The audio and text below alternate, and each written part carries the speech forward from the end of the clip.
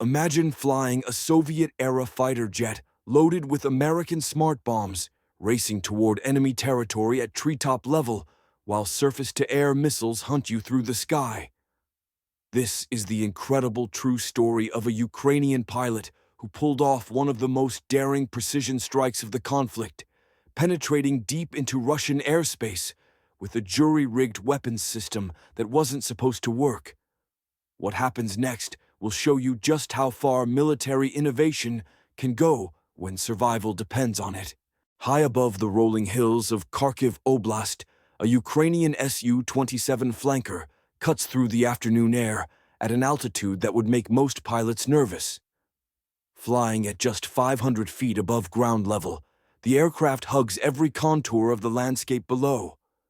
The pilot grips his controls tightly, fighting against the violent turbulence that comes with low-altitude flight, while simultaneously checking the consumer-grade iPad that's been mounted to his instrument panel. This isn't your typical military navigation system. The screen displays GPS coordinates for a very specific target. Two concrete barracks buildings located in Petrivka village, deep inside Russian territory. These structures house an entire motor rifle company, with over 100 soldiers who have no idea that death is approaching from the sky. But this mission is far from guaranteed success, and flying this low has triggered a dangerous chain of events that could end everything in less than a minute. Beneath each wing of the flanker, specialized mounting racks carry 4 GBU-39 small-diameter bombs. These American-made precision weapons represent a fascinating example of battlefield adaptation. The munitions were never designed to be carried by Soviet-era aircraft, but Ukrainian technicians have worked miracles, welding custom adapters to make the impossible possible. However, the violent, low-level turbulence is now testing those improvised connections to their limits. Every air pocket sends shockwaves through the jury-rigged mounting system. The 4 bombs create significant parasitic drag, forcing the aircraft's engines to work much harder than normal. The twin AL-31F power plants are consuming fuel at a rate 15% higher than planned, and the pilot quickly calculates whether he has enough to complete the mission and return home. The math is close, uncomfortably close. The iPad screen flickers between GPS and GLONASS satellite systems, creating a 50-meter drift in target coordinates. At this speed and altitude, the pilot can't spare even one hand to correct the error manually. He'll have to fix the navigation problem during the most dangerous part of the mission, the climb to release altitude. Meanwhile, beneath the aircraft, an aging electronic warfare pod works overtime, pumping electronic noise across radar frequencies in a desperate attempt to delay detection. 120 kilometers away, a massive Russian radar installation sweeps the horizon methodically. The three-dimensional search radar is capable of tracking targets at extreme range, but the Ukrainian pilot is using a technique called terrain masking. By flying so low that hills and ground clutter hide his radar signature, he's essentially playing a deadly game of hide-and-seek with one of the world's most advanced air defense networks. Every few seconds, the aircraft crests a ridge, and for just a moment, the radar catches a glimpse of the intruder. Inside the pilot's helmet, his radar warning receiver chirps intermittently, but the Soviet-era system can't distinguish between casual scanning and active targeting. This uncertainty could prove fatal, because when the more advanced fire control radars activate, he'll have only seconds before a hypersonic missile starts tracking him. 7 kilometers from the release point, the pilot begins his pre-attack checklist. Master arm switch, on. Weapon status, 3 green lights and 1 flickering amber on Station 4. It's the same grounding issue that Ukrainian maintenance crews have been battling ever since they started hanging American weapons on Soviet jets. The release parameters are loaded, but need verification, and the constant turbulence makes reading instruments feel like trying to write during an earthquake. At Petrivka military base, the duty officer monitors what appears to be routine radar activity. The operators report intermittent contacts that appear and disappear, likely ground clutter or civilian aircraft operating near the border. More critically, the base's point defense system sits powered down for scheduled maintenance. Inside the barracks buildings, soldiers are going about their daily routines, relaxing in what they believe is the safety of Russian territory, 46 miles from the Ukrainian border. Suddenly, the pilot's radar warning receiver shifts from intermittent chirps to a steady, threatening warble. A new radar signature appears from the direction of Belgorod. An SA-21 Growler acquisition radar has found him during a ridge crossing. There's no more hiding now. The pilot shoves the throttles to maximum power and pulls back hard on the control stick, trading the relative safety of low altitude for the extreme vulnerability of climbing into every radar beam in western Russia. The Su-27 rockets skyward at a 60-degree angle, pulling 4.5 Gs as it climbs.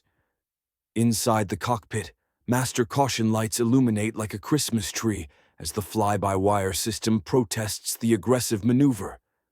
The aircraft wasn't designed for this kind of flight profile with external stores, and neither was the pilot, who fights to maintain consciousness as G-forces crush him into his ejection seat. 20 kilometers behind, a surface-to-air missile rises on a pillar of flame. The weapon will climb to 35,000 feet before diving onto its target at 12 times the speed of sound. But missiles obey the laws of physics too, and at the apex of the Su-27's climb, the pilot will enter a fleeting sanctuary known as the kinematic dead zone, where the missile's motor has burned out but hasn't yet tipped into its terminal dive phase. At 25,000 feet, disaster nearly strikes. The left engine surges as the compressor stalls in the thin air, confused by the unusual flight profile and external stores. The pilot's muscle memory takes over, reducing power to clear the surge, but the maneuver costs precious altitude. Through his heads-up display, he watches the altitude numbers climb. 26,000, 26,500. The missile is now just 15 seconds from intercept. Ice crystals form on the canopy as the aircraft punches through 27,000 feet. The pilot needs visual confirmation of his altitude before weapons release, but frost obscures everything except a small patch he scraped clear with his glove. Through that tiny window, he sees the artificial horizon showing wings level. Almost there. The weapons panel still shows that amber light on Bomb 4, indicating an arming circuit fault. It's the same issue Ukrainian ground crews have been fighting since they started this unprecedented integration of American and Soviet technology. The pilot toggles the master arm switch, but the amber light persists. There's no time for troubleshooting now. He'll release the weapon hot and trust its internal logic to complete the arming sequence after separation. At 28,000 feet, the pilot levels off for exactly 3 seconds, allowing the weapons computer to calculate precise release parameters. The iPad, now steady in the smooth air of high altitude, shows green triangles overlaying the target buildings. The system has a solution. Behind him, the SA-21 missile reaches 33,000 feet, its seeker head beginning to search for targets. 50 chaff dispensers fire automatically, each bundle blooming into thousands of false radar targets. But chaff only works if you maneuver, and right now, the pilot needs to maintain steady flight for weapons release. He pickles the bombs in sequence. 1 and 2 depart the left pylon with a subtle thunk, followed half a second later by 3 and 4 from the right side. Remarkably, the amber light on Bomb 4 turns green the instant it separates, the circuit completing itself through disconnection. 4 GBU-39s are now in flight, their diamond-shaped wings unfolding as they begin their long glide toward 2 buildings full of unsuspecting soldiers. The instant the last bomb clears the aircraft, the pilot shoves the stick forward into a brutal -G dive. The altimeter spins like a slot machine, trading altitude for survival. Behind him, the SA-21 missile reaches its apex, searching for a target that's now plummeting toward Earth. By the time the weapon tips over to pursue, the Su-27 is already below its engagement envelope. The missile self-destructs, raining expensive fragments across empty farmland. While the pilot dives for safety, 4 American smart bombs begin what could be called the deadliest game of physics ever played. The small diameter bombs spread into attack formation, each carrying 36 pounds of explosives across 46 miles of Russian airspace. Their diamondback wings provide an impressive 15-to-1 glide ratio, meaning they'll travel 15 meters forward for every meter of altitude lost. But first, they must navigate the invisible battlefield of electronic warfare that fills the electromagnetic spectrum between Ukraine and their targets. 30 kilometers from Petrivka, a specialized Russian electronic warfare vehicle extends its spiral antennas, flooding GPS frequencies with noise designed to confuse American weapons. Inside each bomb, the GPS receiver detects the interference and switches to the military's encrypted frequency, but this provides less accuracy, increasing the circular error probability from 3 feet to 10 feet. Bomb number 2 loses GPS entirely 90 seconds into flight. Its backup inertial navigation system takes over, but this type of navigation degrades with time, and the error is already 15 meters and growing.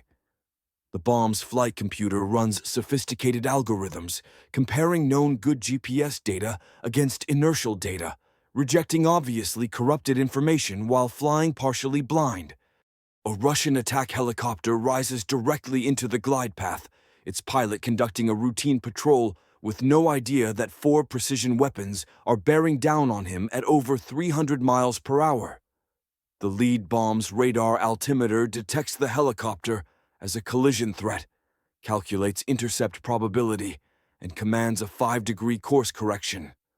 The formation parts like water around a stone, passing 200 meters on either side of the oblivious pilot, who continues his patrol never knowing he just threaded a needle made of smart bombs. At 8,000 feet, the bombs encounter serious weather. A 35-knot crosswind tries to push them toward apartment blocks east of the military base. Each bomb's tail section contains 4 actuators controlling deflection surfaces, and they work overtime commanding constant corrections. But these actuators max out at 15 degrees of deflection. If the wind increases, they won't be able to hold course. 8 kilometers from target, a Russian radar finally paints the incoming bombs. The operator stares at his screen, seeing 4 small returns at high subsonic speed, descending.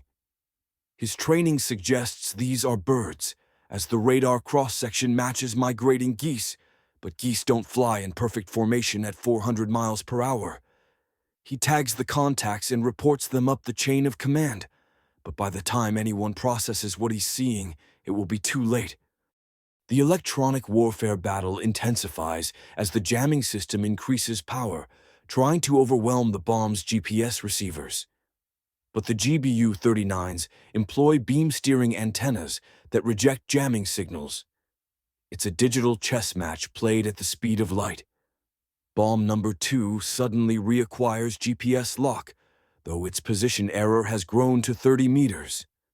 The navigation filter begins refining the solution, pulling it back on course. 2 minutes to impact, the bombs have descended through 5,000 feet, converging on their targets. From the ground, they're invisible, too small to see and too quiet to hear. Inside the eastern barracks, soldiers play cards and argue about football. In the western building, dinner is being served, and someone complains that the soup is cold again. At Petrivka's command post, the duty officer finally processes the radar operator's report. 4 airborne objects with characteristics matching precision-guided munitions, bearing 270 degrees, range 5 kilometers, and closing. His hand slams the alert button, and sirens begin wailing across the base. But Newton's laws don't negotiate. Objects in motion stay in motion, and all the alarms in the world won't change the trajectory of 4 bombs already committed to their targets. The point defense crew chief drops his coffee and sprints to his station. The defensive system has been down for maintenance, its computers cold and radar silent. The startup sequence requires 45 seconds minimum, but he has less than 30. The radar begins its rotation, searching for targets that should have been tracked 5 minutes ago. Twin autocannons wake up with angry hydraulic screaming as 30-millimeter barrels slew skyward. Chaos erupts as soldiers pour from buildings, some diving for drainage ditches, others frozen in confusion. The defense system's radar finally acquires the targets, sort of. The 4 returns are so close together that the computer can't separate them, defaulting to engaging the center of the formation. Both autocannons roar to life, spitting tungsten penetrators at 5,000 rounds per minute. But the bombs present a radar cross-section smaller than the system was designed to track. Cannon rounds bracket empty air, passing 30 meters behind the lead bomb. At 500 feet altitude, bomb number 3 finally wins its battle with wind shear. A pocket of stable air lets the control surfaces bite, pulling it back on course. All 4 bombs bore through the curtain of defensive fire as the cannons traverse frantically, trying to lead targets that are already past them. At 14:51 and 3 seconds, the first GBU-39 punches through the roof like a 250-pound needle. The hardened steel nose cone penetrates 2 floors of pre-stressed concrete before the programmable fuse reaches its calculated delay. Deep in the building's structure, 36 pounds of military-grade explosive detonate, creating a 5,000 psi overpressure wave traveling at 5 kilometers per second. Concrete doesn't just break, it liquefies. Steel doesn't just bend, it vaporizes. The eastern building's facade explodes outward, windows becoming projectiles and walls becoming weapons. 17 seconds later, an eternity in terminal ballistics, Bomb 2 impacts the same building's western section. Both weapons hit within 6 feet of their programmed coordinates. The structure, already mortally wounded, collapses into its own footprint like a demolished hotel. The western barracks takes bombs 3 and 4 almost simultaneously. The first penetrates the main entrance, detonating in the central stairwell where soldiers are running for exits that no longer exist. The second punches through the center of the roof. When 72 pounds of explosive detonate within 1 second in the same building, the overpressure waves meet and multiply. The structure doesn't collapse, it disintegrates, walls blown outward in a perfect flower of destruction. In 30 seconds, 2 reinforced concrete barracks cease to exist. This strike demonstrates how modern warfare has evolved, where precision technology, battlefield adaptation, and tactical innovation combine to project power across vast distances. Every military installation within glide range now faces a stark reality. Traditional concepts of safe distance and defensive depth have fundamentally changed in an era of long-range precision weapons and adaptive military engineering.